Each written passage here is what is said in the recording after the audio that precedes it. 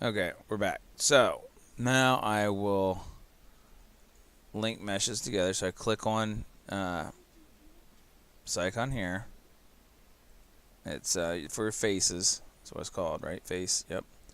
And then you want to hit create. Now, well, hold on. Take this off a second. Turn that off so I can select this other stuff. I'm going to highlight this other stuff. Right click, hide section, get it out of my way. Okay, now I can go back to this. Now all this is lit up to where I can see what I'm doing. Okay, so click on face, hit create. Now at this point, I can create the faces that I need. And always go counterclockwise, because counterclockwise will put the face on this side. See how it appeared so you can see it? Now, we'll undo that. If I go clockwise, I'll do one just to show you. You don't see it, right? Well, it's there. It's on the back side. Right there, that triangle. That's it. They put it on the back side. See it, triangle? Now, it didn't appear up here. So it put it on the back side, so it's there on the opposite side. That's why. And then whenever you go backspace, backspace until the thing that you wanted to have happen actually worked. Go back until that's gone, and then go back one forward. That way you guarantee you get all the mess up that was after that.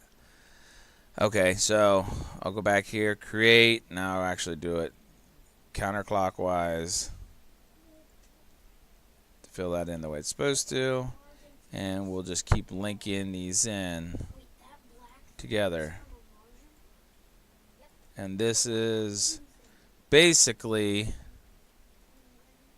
the slope. This white area is actually the slope going into the water. Create.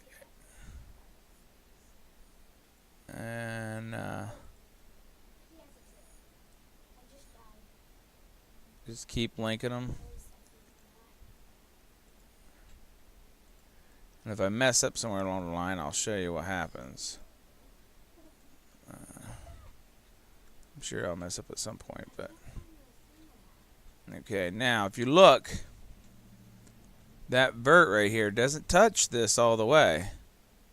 So, since it doesn't touch all the way, we will have to still link. Face, create. We'll click here, counterclockwise. We'll go all the way to this one, come back to this, and that way we fill that gap in.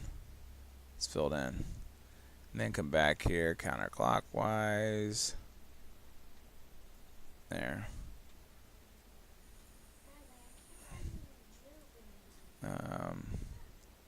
Create. Counterclockwise. And to be honest with you, no one showed me, and I kept messing things up for the longest time and did not know that I had to go counterclockwise. So it took me a while to catch on and understand what was going on. I'm trying to make these videos for other people because it took me months and months. And I've been at this for almost a year and a half, and I'm still learning stuff. But that's what happens when you're self-teaching, and you're not fortunate to have videos like what I'm creating to help you along the way. Alright, so those are linked. So now I have my slope that I wanted, and there. Now, something I'm going to show you guys. You see how my back slope, you almost can't tell it's sloping. I mean, you can see it incline a little bit right there, but it doesn't look blocky. If you look at these pieces here, see how you can see the lines in them a little bit, the triangles. There, you can see them even more. How you can see those triangles and stuff. It isn't smooth. So what we can do is we can click on face if you want, highlight, because it's this object. We're only doing this object, even though everything else is there, is because we got this edited mesh and faces selected. It's only doing this object. Then we go slide down here and smoothing groups. Now watch these triangles. When I hit this button, bam, gone. It smoothed it all out. If I unclick it, you'll get them all back. Just click it, smooth. Okay, that just smooths the edges so that it looks smoother in the game. It's quite nice. So I've already done that back in this section. Now I'll also show you how to add a texture. So you want to go up here to these balloons, or 3 balls, whatever you want to call it, and it brings up this window. I'm sorry, I have it on my other monitor. Size it down. There we go. And what I did is I have a folder on my computer that has a ton of textures in it. So, and then you got TGA. DDS will not show up in Gmax. TGA will. So go to File, and then you go to the folder where you have them at, which in this case, do I have the one I want in here? I believe so, right here. So you just grab it, drag it onto it. Bam. There's your texture. Okay. Now you'll need to set some settings on it. Now I'm going to try to say his name right. Zakulis,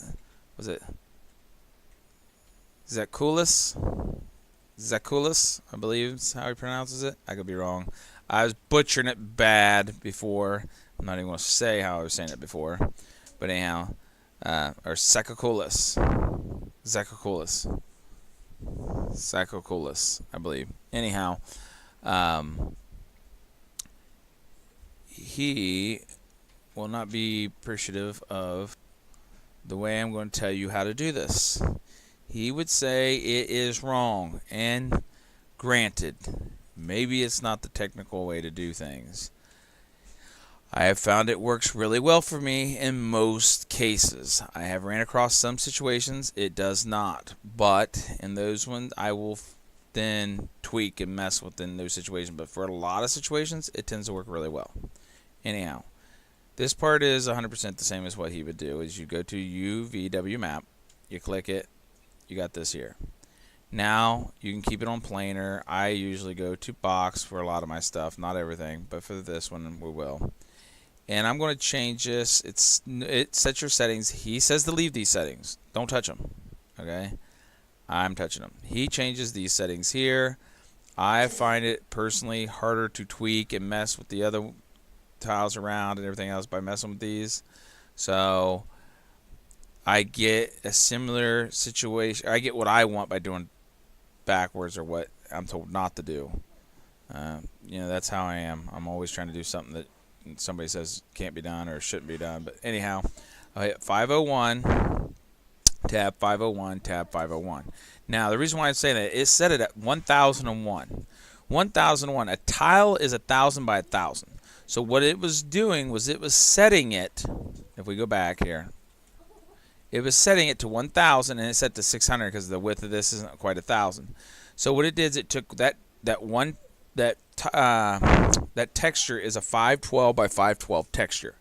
So it took and stretched it across the whole object's what it did when it did this. I don't want it stretched. I don't want my texture stretched. So even though the object's only 600 wide, I'm going to still set this to 501, tab 501, and this here is the same thing, 501. Okay, now what I'm essentially doing, if you look at this box, you can see it very well. What it took and did is it took my texture and applied it in the middle. For example, this is what it is. It's basically right in the middle of my 1,000 by 1,000 tile. It placed the texture in the middle, which is a 512 texture. Then it repeated half of it to the left, half up to the right, half up to the back, half up to the front, and then the corners the same way. So basically, it's basically taking 4 of the same texture to create it. What that does is it compacts this to where these are tighter, and to me it gives the sand a little better look. So that's what I was going for. That's what I wanted. If I was doing concrete block or some brick and it was at 1,000, the bricks would be larger. If I set the 500, it'd be half. The bricks would all be half that size by doing it 501, 501, 501. So that's basically a tile's 1,000 by 1,000.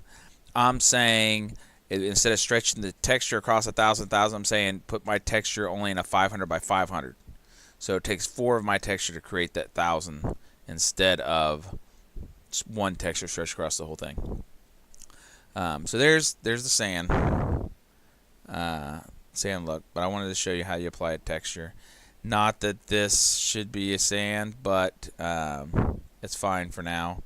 I'm going to go ahead and there's a few more changes that I want to do.